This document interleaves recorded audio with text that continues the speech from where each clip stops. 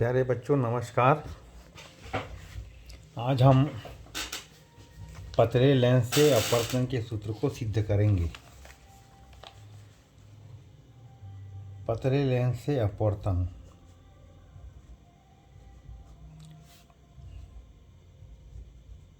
पतले लेंस के लिए अपवर्तन का सूत्र।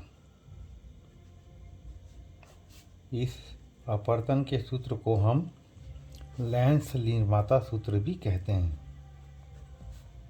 लेंस निर्माता सूत्र। परीक्षा के दृष्टिकोण से यह अति महत्वपूर्ण प्रश्न है। लेंस निर्माता सूत्र का मतलब ये होता है किसी लेंस की फोकस दूरी यानी स्मॉल एफ उस लेंस के पदार्थ का अपवर्तनांक यानी कि म्यू और लेंस के दोनों गोलीय पृष्ठों के वक्रता त्रिज्याएं। किसी भी लेंस में दो गोलीय पृष्ठ होते हैं, चाहे वो अवतल हो चाहे उत्तल हो। उनकी वक्रता त्रिज्याएं क्रमशः R1 व R2 हो। तो इन सारी चीज़ों के बीच जो संबंध स्थापित किया जाता है या जो संबंध होता है उसे ही हम लेंस निर्माता सूत्र भी कहते हैं या पतले लेंस के लिए अपवर्तन का सूत्र कहते हैं।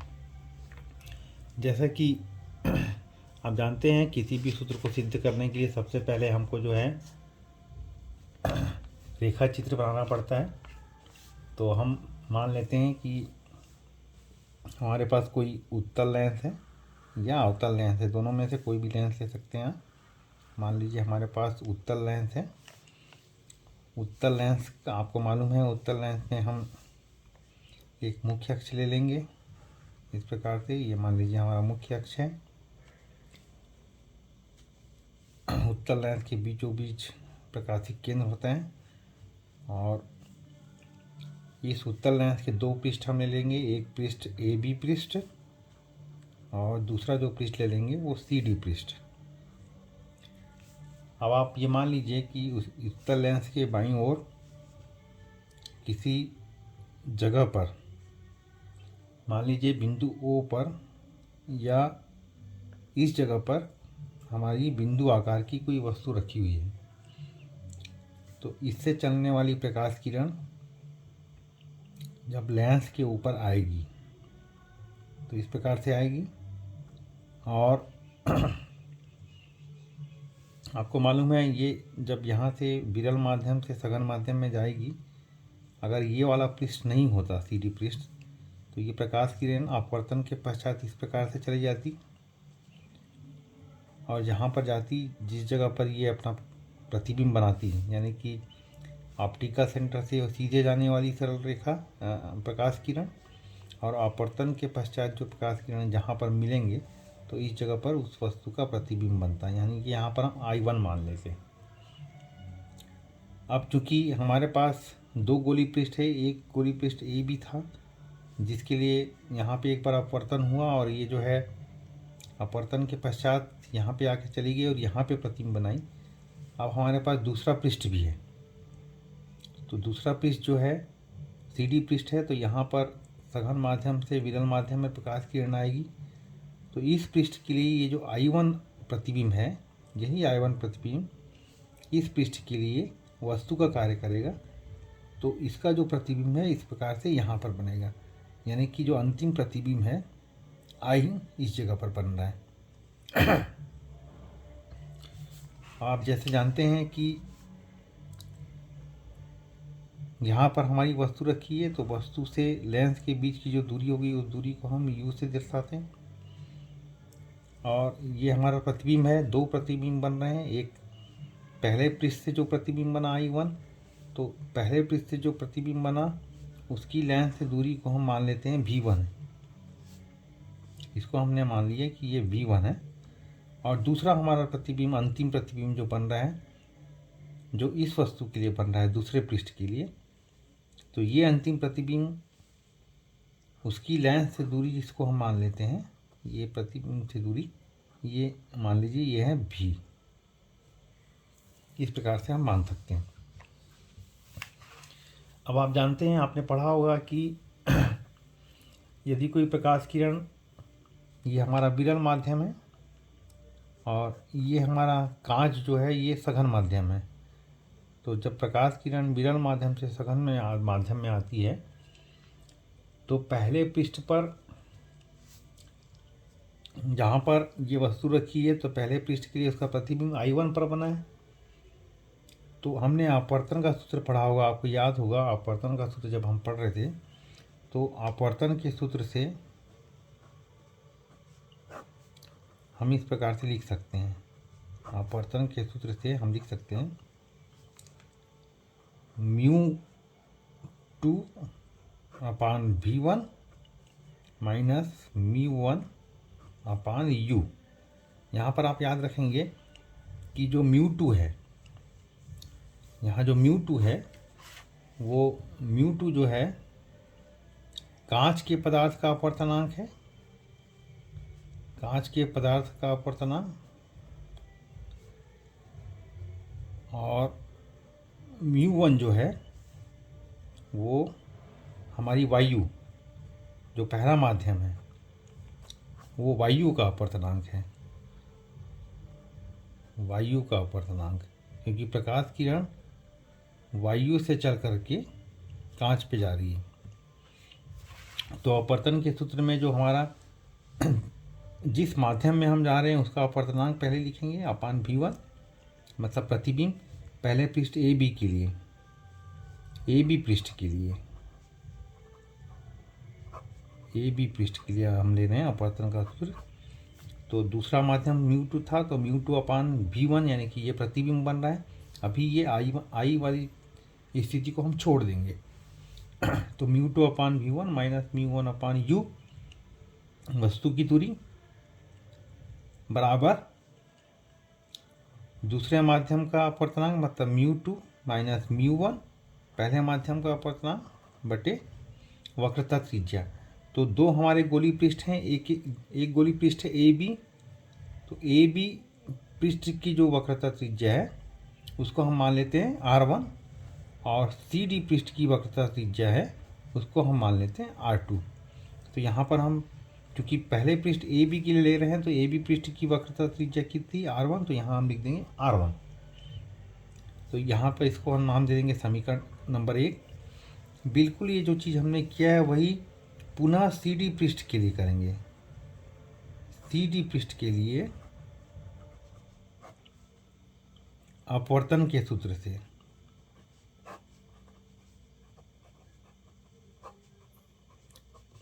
अब देखिए, जब हम CD पृष्ठ को लेंगे तो CD पृष्ठ में आप देख रहे हैं कि जो I1 है वो CD पृष्ठ के लिए I1 जो है वस्तु का कार्य कर रहा है, और उसका प्रतिबिंब, इस वस्तु का प्रतिबिंब यानी अंतिम प्रतिबिंब कहाँ पर बन रहा है, I पर बन रहा है, ये अंतिम प्रतिबिंब है। तो यहाँ पर जब हम अपवर्तन का सूत्र लगाएंगे तो इसको हम इस प्रकार से लिखेंगे, यहाँ पर पहला माध्यम ये है और दूसरा माध्यम ये है ना। तो दूसरा माध्यम कौन सा है, दूसरा माध्यम अब पुनः हम कांच से कहाँ पे आ रहे हैं, वायु की ओर आ रहे हैं। तो पहला माध्यम कांच है, दूसरा माध्यम क्या है, फिर वायु आ गया। तो यहाँ पर हम जब लगाएंगे तो दूसरे माध्यम का अपवर्तनांक कितना है, वायु का अपवर्तनांक μ1 है, तो μ1 और प्रतिबिंब से दूरी, तो प्रतिबिंब से लेंस की दूरी कितनी है, यहाँ पर v है, यहाँ से यहाँ तक की दूरी, प्रतिबिंब से लेंस की दूरी v है, तो यहाँ पर हम लिख देंगे अपान v माइनस पहले माध्यम का अपवर्तनांक। तो यहाँ पर इस पृष्ठ के लिए पहला माध्यम कौन सा था, कांच था, तो यहाँ पर हम कांच का अपवर्तनांक ले लें। तो कांच का अपवर्तनांक कितना हमने माना था, यहाँ देखेंगे μ2, तो ये μ2 यहाँ लिख देंगे अपान वस्तु की दूरी। तो यहाँ पर वस्तु कौन है, इस पृष्ठ के लिए वस्तु I1 है, उसी का अंतिम प्रतिबिंब यहाँ पर हमको I मिल रहा है। तो CD पृष्ठ के लिए वस्तु कौन हो गई, I1। तो वस्तु की लेंस से दूरी या लेंस से वस्तु की दूरी, तो वस्तु यहाँ पर वस्तु है, तो यहाँ पर CD पृष्ठ के लिए वस्तु की दूरी कितनी हो जाएगी, V1 हो जाएगी। तो यहाँ V1 लिख देंगे इक्वल टू पहले पृष्ठ का अपवर्तनांक माइनस दूसरे पृष्ठ का अपवर्तनांक। तो सी डी पृष्ठ के लिए पहला माध्यम कौन सा है? तो पहला माध्यम है μ1 और दूसरा माध्यम कौन सा है? वायु। यहाँ पे हम लिख देंगे दूसरा माध्यम, यहाँ दूसरा माध्यम हमने लिया था कांच, तो दूसरा माध्यम कौन सा है यहाँ पर? वायु। तो यहाँ पर μ1 लिख देंगे। और पहला माध्यम कौन सा था? कांच से निकल के वायु में जा रही है, तो पहला माध्यम कौन सा हो गया? μ2। तो यहाँ μ2 लिख देंगे अपान इस पृष्ठ की वक्रता त्रिज्या। तो इस पृष्ठ की वक्रता त्रिज्या हमने कितनी मानी थी? R2 मानी थी, तो हम यहाँ लिख देंगे R2। और ये जो समीकरण हमको मिलेगा इसको हम नाम दे देंगे समीकरण नंबर 2। अब समीकरण नंबर 1 और 2 को हम जोड़ देंगे। समीकरण 1 व 2 को जोड़ने पर, जब समीकरण नंबर 1 और 2 को हम जोड़ेंगे तो बाएं पक्ष को बाएं पक्ष से जोड़ेंगे और दाहिने पक्ष को दाहिने पक्ष से जोड़ देंगे। तो समीकरण नंबर 1 का बायां पक्ष कौन सा है? समीकरण नंबर 1 का बायां पक्ष है μ2 अपान v1 माइनस μ1 अपान u। और इसका बायां पक्ष, दूसरे समीकरण का बायां पक्ष कौन सा है?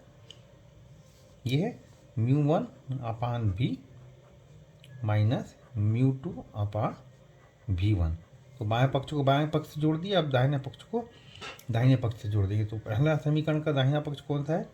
μ2 minus μ1 upon r1 plus μ1 minus μ2 अपान r2। अब यहाँ पर देखिए कौन सी चीज़ जो कट सकती है। तो ये μ2 अपान μ1 पॉजिटिव है या μ2 अपान v1 नेगेटिव है, तो इससे ये कट जाएगा। तो हमारे पास बचेगा क्या? माइनस μ1 अपान u और प्लस μ1 अपान v। तो यहाँ पॉजिटिव चीज़ जो है उसको हम पहले लिख लेंगे। तो ये हमारे पास क्या बच जाएगा? हमारे पास बच जाएगा μ1 अपान v माइनस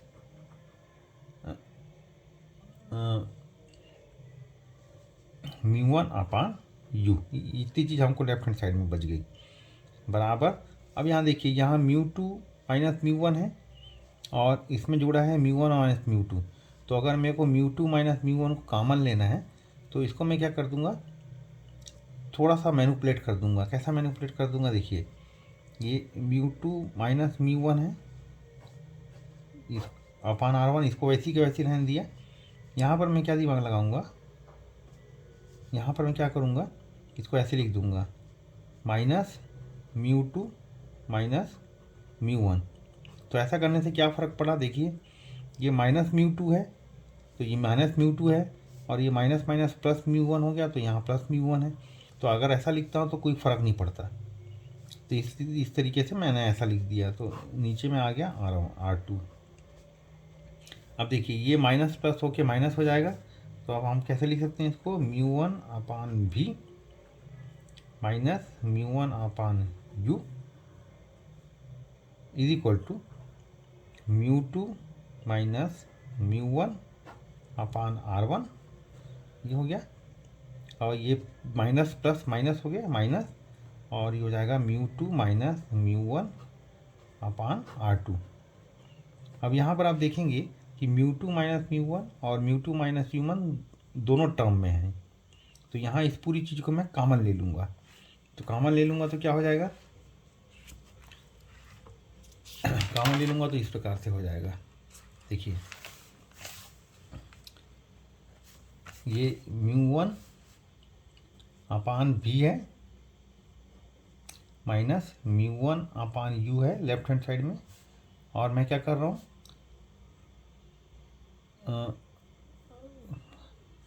μ2 माइनस μ1, इस पूरी चीज़ को मैंने कॉमन ले लिया। पूरी चीज़ को कॉमन ले लूँगा तो यहाँ क्या बच गया? 1 बच गया, और नीचे r1 बच गया माइनस माइनस 1 अपान r2 बच गया। इस प्रकार से इतनी चीज़ हमारे पास बच जाएगी।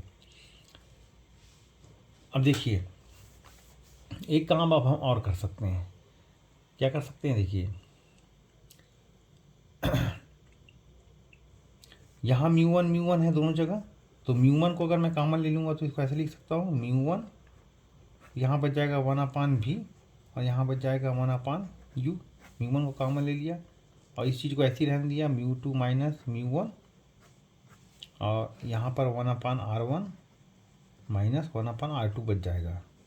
ठीक है, अब ये μ1 यहाँ पे मल्टीप्लिकेशन में इसको मैं नीचे ले आऊँगा यहाँ पर राइट हैंड साइड में, तो इधर गुणा में है तो इधर भाग में आ जाएगा। तो हमारे पास क्या बच जाएगा 1/v minus 1/u is equal to μ2 minus μ1, इसके पूरे में भाग चला जाएगा बटे μ1, ये वाला μ1 है जो यहाँ भाग में आ गया, और हमारे पास क्या बचा था यहाँ पे 1/r1 माइनस 1/r2, इतना हमने कर दिया। अब इस μ1 से दोनों टर्म को μ2 और μ1 दोनों को भाग दे देंगे, तो हमारे पास कितना बचेगा देखिए 1/v minus 1/u is equal to μ2 को हम इस μ1 से भाग दे देंगे, ये μ1 हो गया, माइनस इस μ1 को इस μ1 से भाग दे देंगे, तो μ1/μ1 हो गया। और यहाँ वो चीज़ वैसी रहेगी 1/r1 माइनस 1/r2।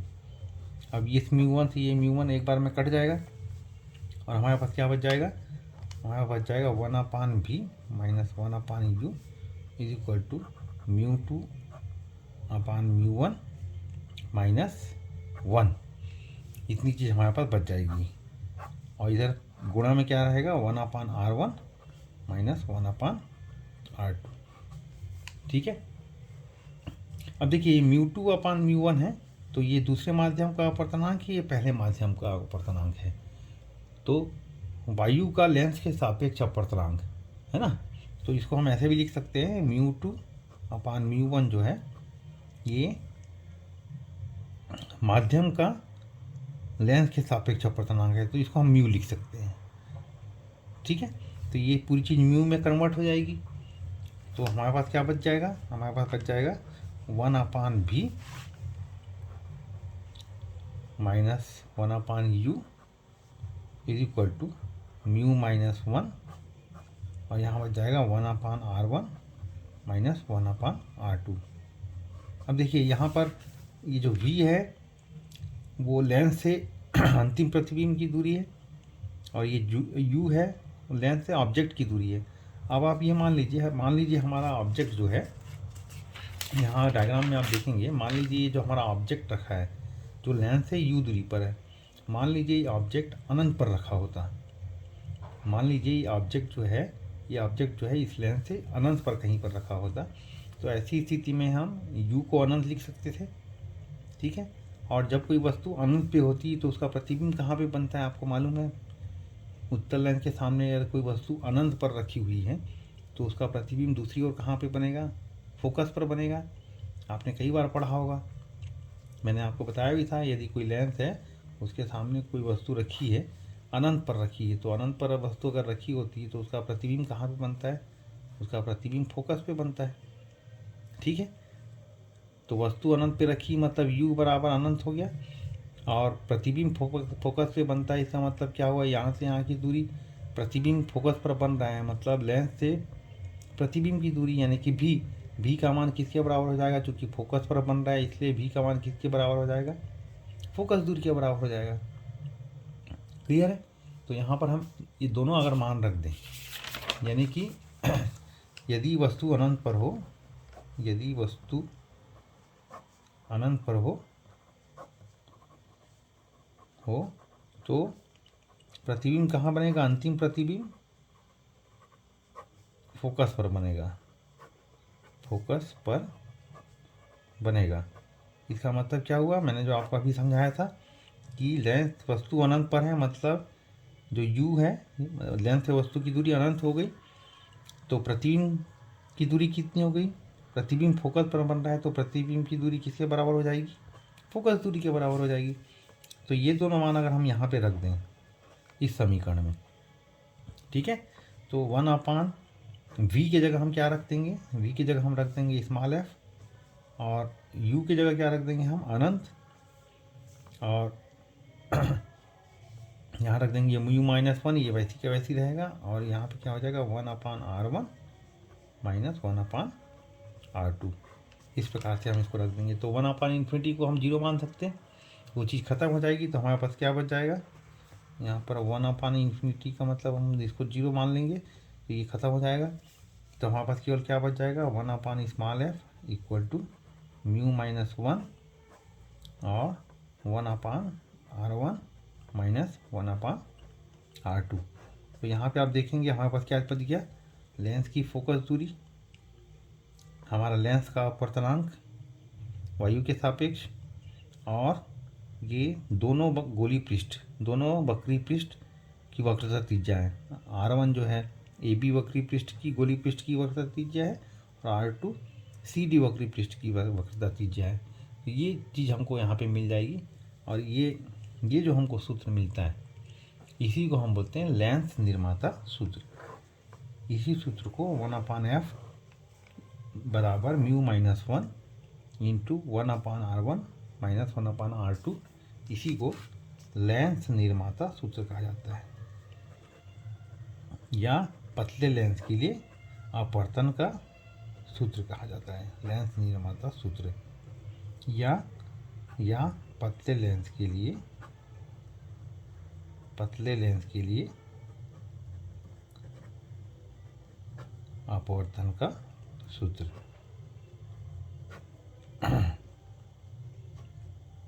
यही सूत्र हमको सिद्ध करना था। आपने देखा होगा, मैंने सबसे पहले आपको बताया था कि